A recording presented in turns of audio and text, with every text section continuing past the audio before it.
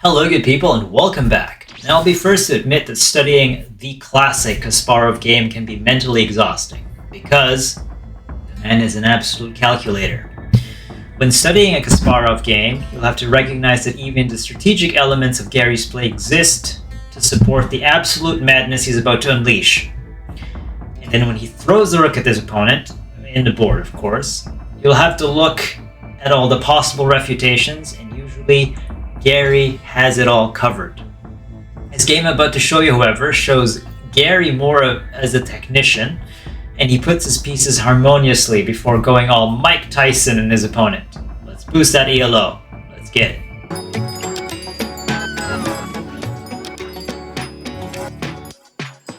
Round 1. Fight! So this game took place in Banja Luka in 1979, a game between Garry Kasparov and Walter Shawn Brown, I believe of the Bobby Fischer era. Somebody correct me if all 4 million of you are watching this. Oh, before I begin, before I forget, if you do find this content tolerable, it's helping your chess journey, please leave a like and sub.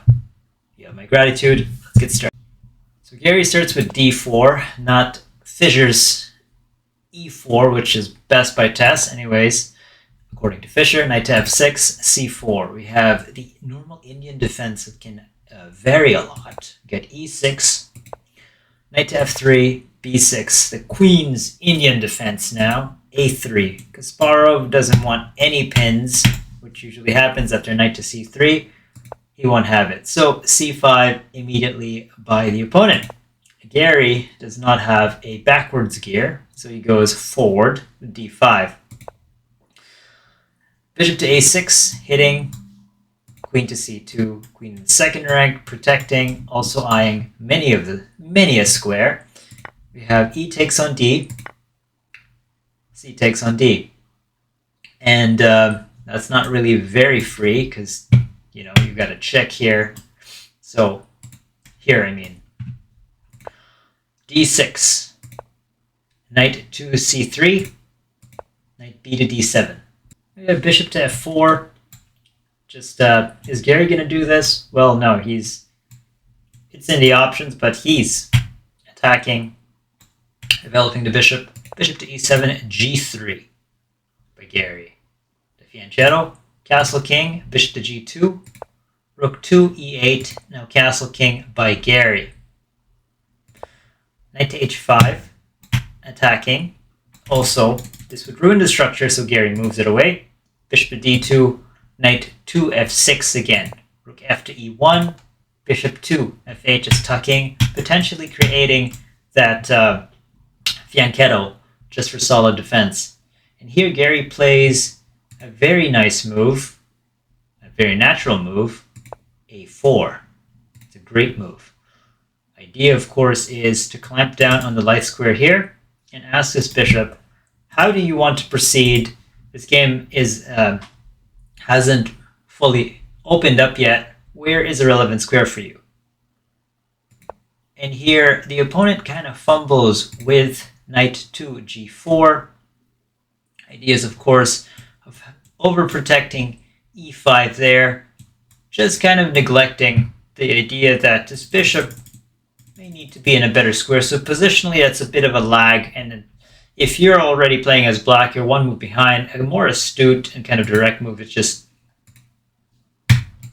move the bishop back. And after e4, a6. Just deal with it directly. Don't put your bishop on the light squares where it's currently granite. But a4 was played, or rather g4 was played. And here Garry plays another nice positional move. Knight to b5. And although that looks like you're ruining your structure, you're actually really clamping down on a6, which means if you double your rook here and a6 is clamped, this is a problem. So if you take a takes, g6, h3, you have e4 preventing occupation there, bishop to g7, and now you just have bishop to c3. And later on, not only are you controlling this, but as I mentioned, because you can't really push the pawn en passant, this is a liability. This is in you can triple or double, and this is a weakness. So Knight to b5. Walter Brown, also a grandmaster according to databases, plays bishop to b7. e4 now by Garry. a6, booting out the knight. Knight to a3. Eyeing the square, also eyeing c4. Rook to b8, h3. With just asking it, moving it away, move it out of the way. Now we have bishop to c3, challenging the diagonal. Queen to c7, knight to d2. Overprotecting this, but also we have options. c4 is a nice square. These are highly principled moves, and when I say principled, I don't just say it because it's a nice thing to say something is principled. If you look qualitatively at the light squared bishops, this is looking at granite. This bishop is supporting the diagonal. These two knights are looking at c4, also eyeing the push here. These two pawns, or this pawn, is looking at e6, and I'm just drawing so many lines, but you understand what I'm saying. Now bishop to c8. Finally, we have bishop to f1. Looking onto that. And then g5 was played, a really kind of a very flinchy move by the opponent. Should have just played this, like I mentioned, f4. And that was kind of the issue, right? If he didn't play g5, f4 was coming, and hence there's more control. So if, say, c4, trying to make counterplay by sacrificing this and takes, it does look good for white. So, is g5 warranted? Well, games are won in chess because of inaccuracy, and g5 is a little bit of a reach. Knight to f3. Attacking. h6 by the opponent. Now, while Garry doesn't have the f4 option, eyeing e5, this is a bit too loose. Now, knight to c4. Just a nice placement here. b5 takes, and Garry. Now let me be clear, after the push on e5, I want to just show that taking this is an absolute blunder, and this is where Garry just shows why he's Garry. There's a line that he's likely calculated. After takes, you take on f6. Is it a fair trade? By all means, no, because you doubled this. This is ripe for the taking, but the other issue is you have this and this massive weakness in the light square diagonal. So after takes, and looks like you can defend here. No, you go all the way to e6. So that f takes e6, you have queen check.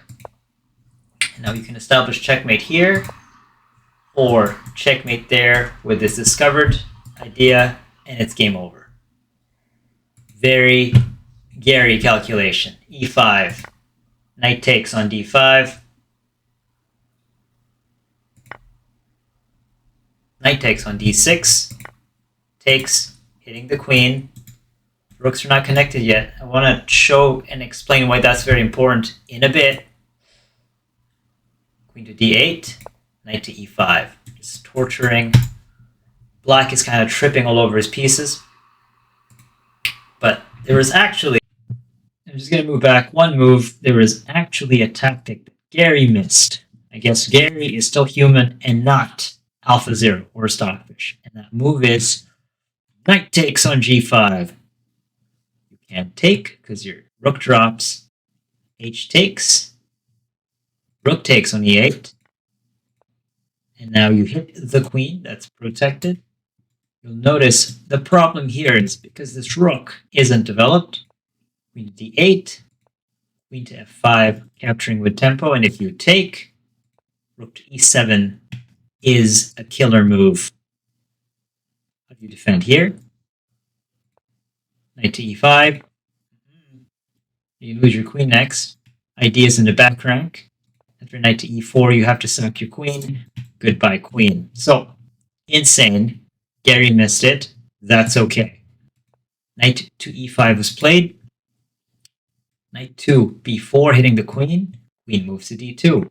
Knight takes, rook takes, bishop takes. Two bishops in semi-open or open position, and this passer. This passer's deadly. Knight to c6, queen to e3. And here, Gary's not afraid to trade, because he can see something absurd. c4 by the opponent. The evaluation favors white. Why is that? d2. Calmly playing that. I don't know how calm Gary is playing bishop to g2, but after bishop 2, e6, thinking we're all connected here, Gary goes for rook 2, a7, 7th rank, b4. Will he make it? Gary plays bishop to e4, centralizing the bishop. And after c3, Gary unleashes something absolutely insane, which doesn't seem so insane after you see the follow-up, but it's bishop to h7. You go here, no exit square, you get absolutely destroyed. You have to take. Guess what? That's a pin. Takes. Threatening this. This rook is way past, not its bedtime, but way past defending the king. So, the opponent resigned here in lieu of queen to g8, check, torture, push, takes, you can take, and yes, Mr. Brown has been eliminated from figuratively in the chessboard. Hope you guys got something out of that. A lot of position elements from Gary until the coup de grace. See you guys later. Double peace.